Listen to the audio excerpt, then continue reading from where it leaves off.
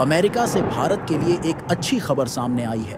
भारतीय न्याय व्यवस्था के लिए एक महत्वपूर्ण घटनाक्रम में अमेरिका के सुप्रीम कोर्ट ने 26/11 मुंबई हमले के मुख्य आरोपी तहव्वुर राणा के प्रत्यर्पण की अपील खारिज कर दी है। यह फैसला भारत के लिए एक बड़ी कूटनीतिक जीत के रूप में देखा जा रहा है। अमेरिकी राष्ट्रपति डोनाल्ड ट्रंप ने भी राणा के प्रत्यर्पण को अपनी मंजूरी दे दी है, जिससे भारत में उसके खिलाफ मुकदमा चलाने का मार्ग प्रशस्त हो गया है। तहव्वुर राणा, जो कि मूल रूप से पाकिस्तानी है और कनाडा का नागरिक है, उस पर आरोप है कि उसने मुंबई में हुए भीषण आतंकी हमलों में लश्कर-ए-तैयबा की मदद की थी। इन हमलों में 179 लोगों की मौत हुई थी और भारत ने इसे अपनी सरजमीं पर हुए सबसे विभत्स आतंकी हमलों में से एक के रूप में दर्ज किया है। इस घटनाक्रम से भारत और अमेरिका के बीच की आतंकवाद विरोधी साझेदारी भी मजबूत होगी, जो कि वैश्विक स्तर पर आतंकवाद के खिलाफ एक संयुक्त मोर्चा पेश करने के लिए महत्वपूर्ण है। साउथ इंडियन सिनेमा की लोकप्रिय अभिनेत्री श्रीलीला, जो जल्द ही बॉलीवुड में अपना डेब्यू करने वाली है, हाल ही में एक अप्रिय घटना का शिकार हो गई। वह कार्तिक आर्यन के साथ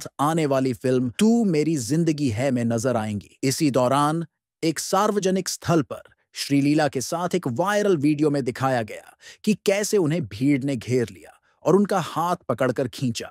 यह घटना सोशल मीडिया पर तेजी से वायरल हो गई, जिससे श्रीलीला के प्रशंसक काफी निराश और चिंतित हुए। वीडियो में देखा गया कि जैसे ही श्रीलीला को भीड़ ने घेरा और उनका हाथ पकड़कर खींचा, बाद में उनके बॉडीगार्ड्स ने तुरंत हस्तक्षेप किया और उन्हें सुरक्षित निकाला। इस घटना के दौरान कार्तिक आर्यन, जो उस समय उनके साथ थे, इस स्थिति से अनजान आगे बढ़ते रहे और बाद में मुड़कर देखा तो स्थिति सामान्य हो चुकी थी। तमिलनाडु के राजनीतिक मंच पर चल रहे उथल-पुथल के बीच सुप्रीम कोर्ट ने एक अहम फैसला सुनाया है, जिसमें तमिलनाडु के राज्यपाल आर.एन. रवि को मनमानी का दोषी मानते हुए उनकी फटकार लगाई गई है। यह विवाद तब शुरू हुआ जब राज्यपाल ने 10 विधायकों की नियुक्तियों को मंजूरी देने में अनावश्यक देरी की। इस मामले को लेकर तमिलनाडु सरकार ने सुप्रीम कोर्ट का रुख किया और न्यायालय ने राज्यपाल के इस आचरण को अवैध और मनमाना करार दिया। सुप्रीम कोर्ट ने राज्यपाल को निर्देश दिया कि उन्हें इन 10 विधायकों की नियुक्तियों पर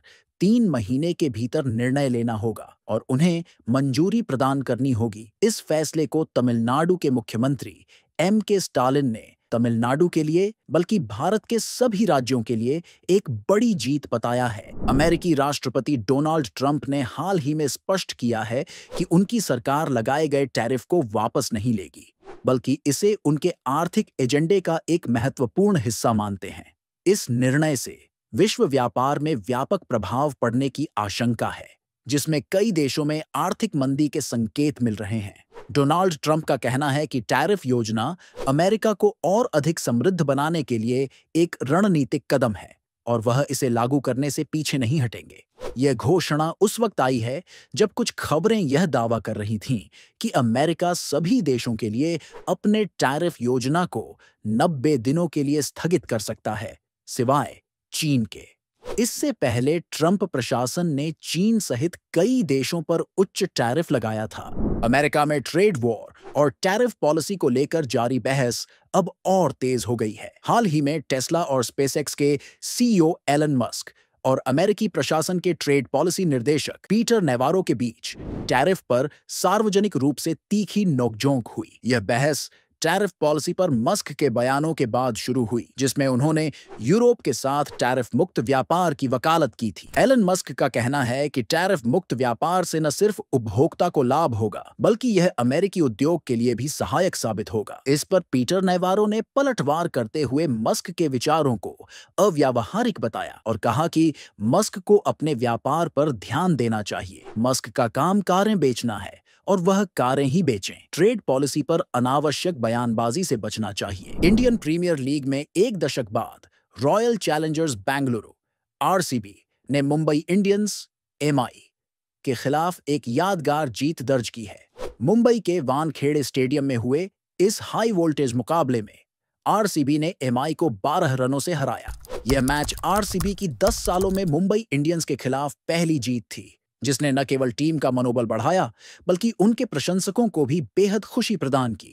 इस रोमांचक मैच में आरसीबी ने पहले बल्लेबाजी करते हुए 20 ओवर में 5 विकेट खोकर 221 रनों का विशाल स्कोर खड़ा किया।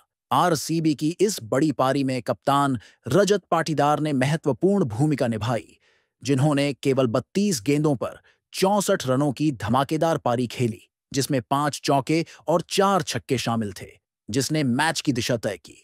जवाब में मुंबई इंडियंस की टीम ने एक उत्कृष्ट प्रयास किया, लेकिन वे 209 रन ही बना सके। टीम के लिए कप्तान हार्दिक पांड्या और तिलक वर्मा ने साहसिक प्रयास किया, लेकिन वे अपनी टीम को जीत दिलाने में असफल रहे। मैच के अंत में रजत पाटीदार को उनके शानदार प्रदर्शन के लिए मैन ऑफ द मैच का खिताब दिया गया। अगर आपको इस खबर से जुड़ी और जानकारी चाहिए हो तो हमारे YouTube चैनल को सब्सक्राइब करें, शेयर करें और बेल आइकन को प्रेस करें। धन्यवाद।